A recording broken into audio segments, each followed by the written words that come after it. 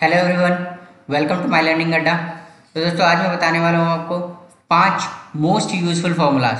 तो 5 most useful formula in Excel वो बताने वाला हूँ, जो कि अगर हम बात करें BPO, KPO, corporate companies, HR में, फाइनेंस में, जहाँ भी एक्सेल पे काम होता है सबसे ज़्यादा यूज़ होने वाले फंक्शंस हैं और बहुत ही ज़्यादा यूज़ होते हैं, बहुत ही ज़्यादा रिक्वायरमेंट भी इनकी होती है।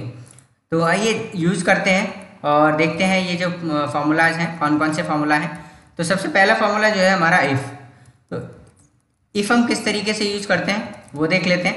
अच्छा, इफ़ हमारा यूज़ होता है, मान लीजिए अभी मेरे पास एक सेल्स का डेटा है, सेल्स टीम का, और चेक करना है मुझे कि ये जो नाम है इस नाम से जो सेल हुई है, ये सेल हुई है, इस रीजन में हुई है और ये एक्सपेंस है, ये मंथ है। इस तरीके से डेटा मेरे पास अवेलेबल है। अब मुझे कंडीशन लगानी है इफ़, ये चेक करना है कि टारगेट जो है मेरा वो कितने लोग मैच कर रहे हैं। मान लीजिए मेरा टारगेट जो है 25,000 का है, 25,000 रुपये की सेल करनी है।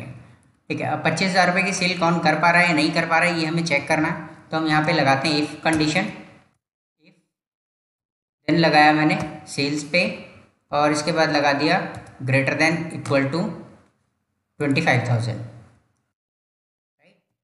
अगर ग्रेटर देन इक्वल टू 25,000 है तो ये देगा वैल्यू टारगेट मेट, अदरवाइज ये शो करें नॉट मेट।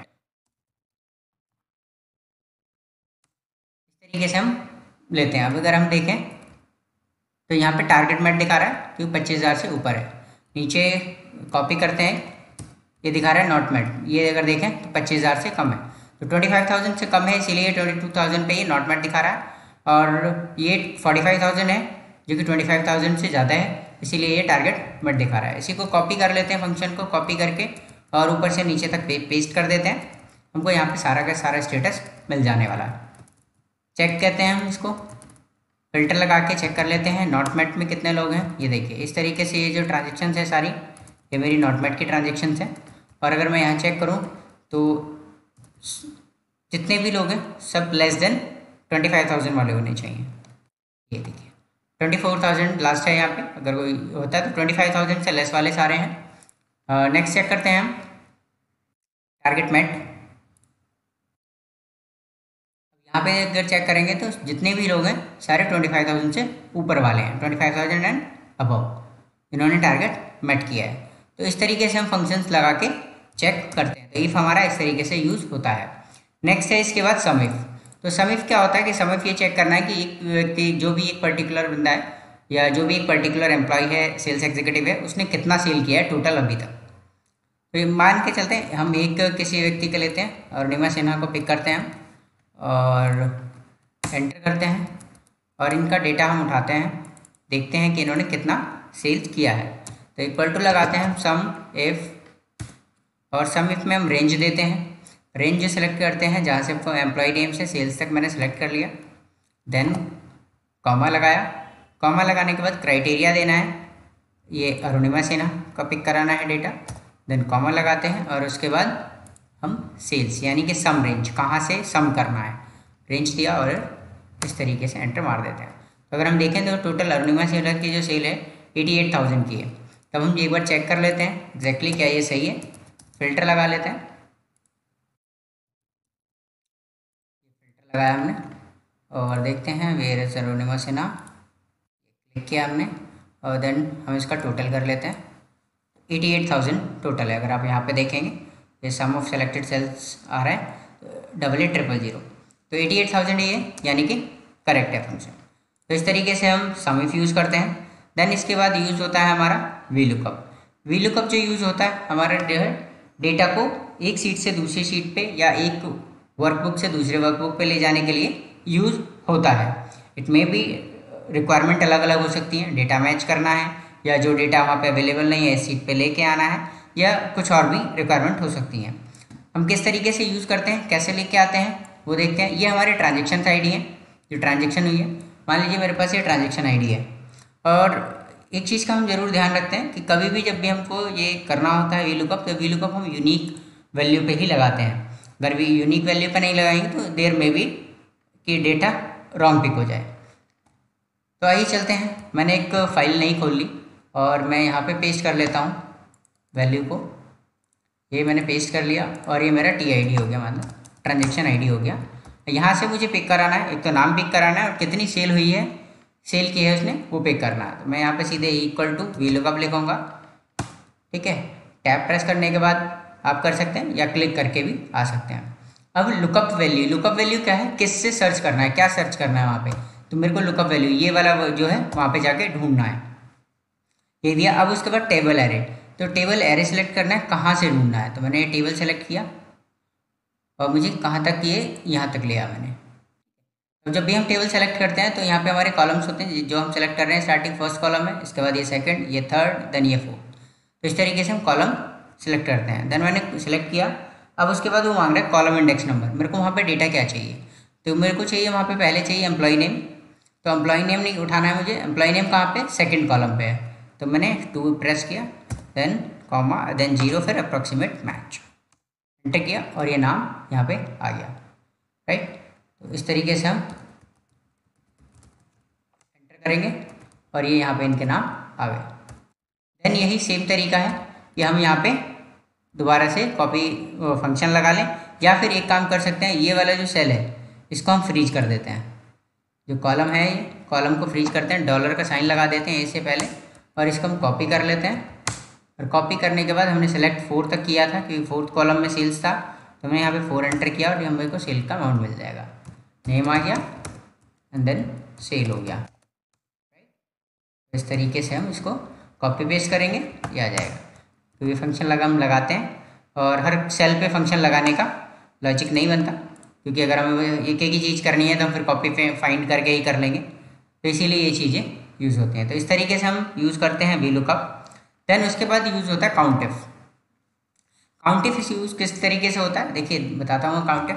तो equal to countif use करते हैं हम। अब काउंट इफ में पहले सबसे सेलेक्ट करते हैं हम रेंज। रेंज क्या है, ये रेंज है। अब इसके बाद हमने किया कि काउंट करना है अरुणिमा सिन्हा कोई, तो ये लिया और इसको काउंट कर दिया।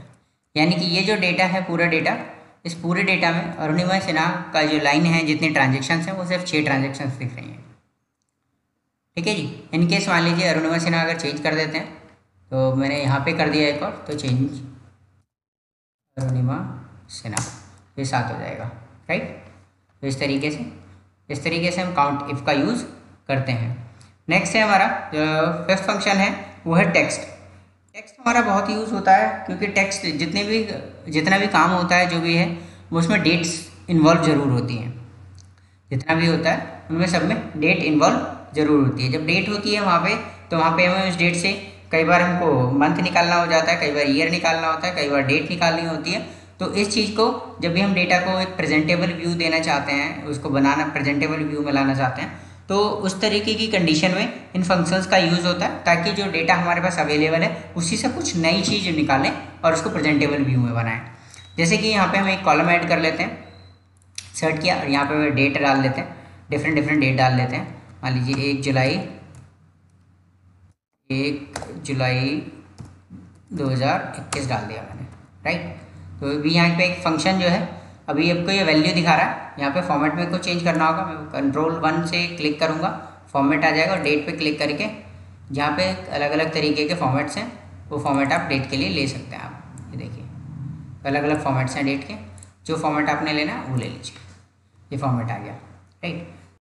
तो इस तरीके से हम डेट को फॉर्मेट कर लेते हैं, और फॉर्मेट करने के बाद हम इसको कॉपी करते हैं।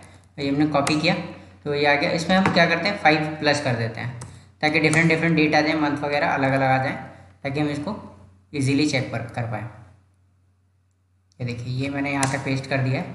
अब पेस्ट करने के बाद मैं यहाँ पे यूज़ करता हूँ, डेट का नाम दे दिया। अब एक कॉलम यहाँ पे हम एक बना लेते हैं, मुझे मंथ निकालना है, मंथ फाइंड आउट करना, इक्वल टू लगाया और टेक्स्ट किया, और टेक्स्ट से जाके ये डेट को क्लिक करते हैं, और यहाँ पे हम मंथ की एक्सटेंशन है, अगर मैं 3 बार मंथ दूंगा तो 3 कैरेक्टर में आएगा, यानी कि 3 डिजिट में मंथ शो करेगा। इनकेस अगर मैं 4 दे दूंगा तो ये पूरा मंथ उठाएगा। दिया मैंने पूरा मंथ जुलाई। तो इस तरीके से ये वर्क करता है।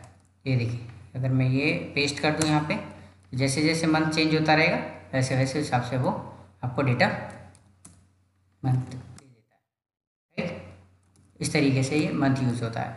इन केस अगर हमें डेट चाहिए, तो अगर डेट चाहिए तो डेट क्या करना है, यहाँ पे इक्वल टू डेट लिख देते हैं, equal to text only date. अगर चाहिए तो इसको किया, कॉमा लगाया और इसमें डी प्रेस कर देते हैं, हम डी लिखते हैं, डेट के लिए डी यूज़ होता है और इस तरीके से हमारा डेट निकल जाता है।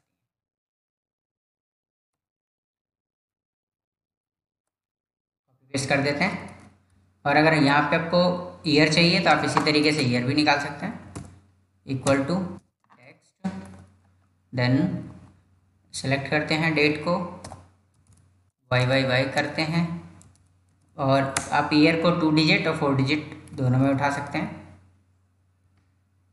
आपको अगर 2 डिजिट उठाना है तो दो बार लिखना होगा वाई, अगर 4 डिजिट उठाना है तो आपको 4 टाइम वाई लिखना होगा।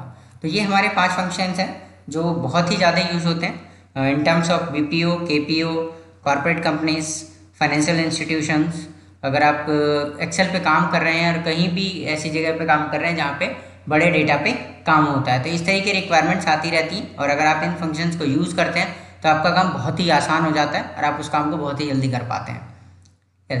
तो मुझे कमेंट करके ज़रूर बताइए वीडियो आपको कैसी लगी और किस तरह की वीडियोस और चाहते हैं, या किसी पर्टिकुलर फंक्शन पे अगर आप इन्फॉर्मेशन चाहते हैं तो मुझे कमेंट करके बताइए, ताकि मैं उस चीज़ को बना सकूं और उस पर वीडियो आपके लिए ला सकूं। और साथ ही साथ वीडियो को शेयर कीजिए और सब्सक्राइब कर लीजिए चैनल को, ताकि मेरी आने वाली वीडियोज़ आपको मिलती रहें और आप लोग ज़्यादा से ज़्यादा सीख सकें और ज़्यादा से ज़्यादा लोगों को फॉरवर्ड कीजिए ताकि उनको भी इसका बेनिफिट मिल सके। इस वीडियो में इतना ही। Thank you so much.